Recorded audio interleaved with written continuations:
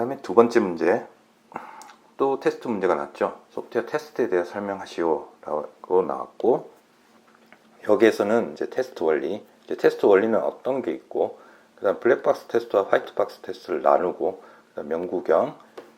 대한 테스트 기법을 설명하라는 형태의 문제이고, 저는 이 문제를 충분히 설명하기 위해서 1, 2, 3 페이지 형태로 각각의 페이지에 충실하게 써주는 것이 고득점의 비결이 아닐까 이렇게 생각을 하고 있습니다. 따라서 첫 번째 테스트 개요, 그 다음에 문제에서 물어본 테스트 원리, 이 부분을 첫 페이지로 작성을 했고, 개요 부분에는 현재 테스트 원리, 그 다음에 문제에서 분류를 한 이제 블랙박스 테스트와 화이트박스 테스트, 그 다음에 명구경, 이걸 어떻게 왜 나눴을까, 문항을 왜 나눴을까 측면에서 이제 출제자의 의도를 첫 번째 테스트 접근 방법은 어떻게 하냐, 블랙박스나 화이트박스 테스트, 그다음 테스트 기법을 어떻게 적용하냐, 이것으로 나눴다고 이제 파악을 하고 개요 부분에 이렇게 요약을 했습니다. 첫 번째 테스트 원리는 7가지 모두 잘 알고 계실 거라고 생각이 듭니다. 7가지를 작성을 해 주실 때 사실은 테스트 원리 7가지를 알고 있다는 측면에서 번호를 실제 답안에는 매겨 주시는 게 좋을 것 같고요. 그리고 이것을 물론 둠으로 암기를 할 수도 있지만, 저는 이렇게 본인만의 그룹핑을 맞춰서 각각의 테스트 원리를, 이 테스트 원리란 게 왜 생겼느냐, 이런 부분 측면으로 그룹핑을 잘 해주는 것도 답안의 고득점에도 좀 좋은 영향을 미치지 않을까 이렇게 생각을 하고 있습니다.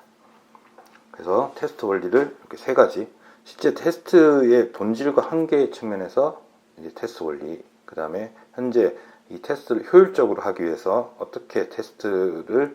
원리를 적용하느냐, 그 다음 테스트 최적화는 어떻게 할 수 있냐, 이렇게 저는 그룹핑을 나눠놨고, 이게 뭐 정답은 아니겠지만 본인만의 그룹핑으로도 나눠볼 수 있을 것 같습니다. 이렇게 해서 테스트 원리를 작성을 해 주시고,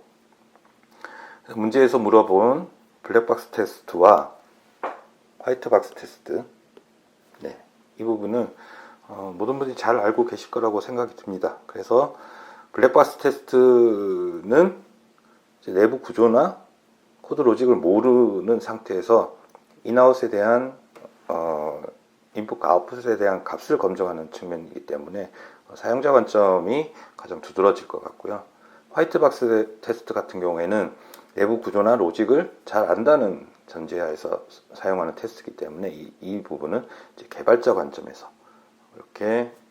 테스트가 블랙박스 테스트랑 화이트박스 테스트가 나뉜다, 이런 부분을 개괄적으로 설명을 하고, 상세적인 설명으로 블랙박스 테스트와 화이트박스 테스트의 비교표를 작성을 했습니다. 그래서 뭐 기능 측면, 기법 측면, 장단점, 그다음에 실제로 어떤 시점에 적용하냐, 이거는 블랙박스 테스트의 경우에는 사용자 관점이고, 화이트박스 테스트 같은 경우에는 개발자 관점이기 때문에 적용 시점이 다를 것이라고 생각이 듭니다. 그래서 블랙박스 테스트와 화이트박스 테스트에 대해서 상세한 설명을 답안에 작성을 하였고, 그 다음에 저희가 잘 알고 있는 명구경, 명세, 구조, 기반, 그 다음에 경험, 기반, 이렇게 테스트 기법을 설명을 했고, 사실은 주요 기법에 대해서 상세히 설명을 할 수도 있겠지만,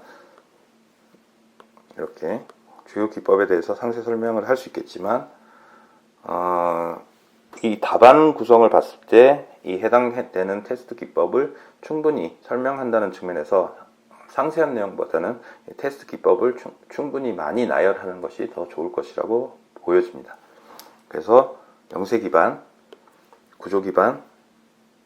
경험 기반, 각 테스트 기법에 대해서 나눠주고, 뭐 개념 부분을 살짝 설명을 해주면서 주요 기법을 다양한 형태의 기법들을 많이 나열해 주는 것이 답안 구성에 좋을 것이라고 생각이 듭니다.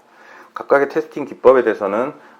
잘 알고 계실 거고, 해당되는 내용을 요약해서 설명해 놓았으니까 이 부분을 참조하시면 될 것 같습니다.